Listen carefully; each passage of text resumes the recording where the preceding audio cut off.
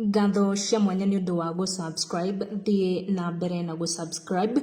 Julius Malema ũrĩa nĩ leader wa opposition bũrũri-inĩ wa South Africa rĩu arenda Raila Odinga etĩkĩre maumĩrĩra ma gĩthurano marĩa maronania William Ruto nĩguo ũhotanĩte.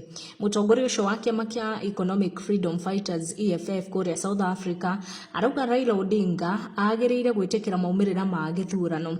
Ririkana Odinga nĩ ambĩkĩte cira igoti-inĩ ikaru akĩregana na maumĩrĩra ma gĩthurano kiu kuri arauga ni kihoto aretha igoti-ini. Malema arauga Odinga agirire kuoya itua riu ni undu wa Kenya na bururi wa Kenya niguo bururi uhote guthie na mbere, akiuga hau kabere bururi wa Kenya ni wikorete hatika-ini thutha wa maumirira ma githurano gutangathwo na aria mahotetwo makaregana na maumirira macio.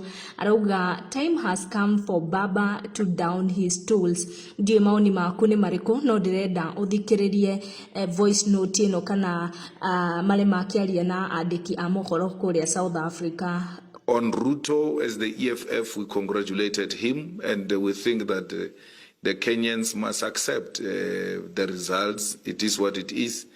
With highly contested elections and with such an outcome, which is very close, you are likely to have people who are not satisfied. It comes with the nature of the game. But Kenyans must prioritize Kenya and must protect Kenya and must protect democracy. They must love their country more than loving individuals, because we cannot destroy a country on the basis of this or that individual who hasn't won elections.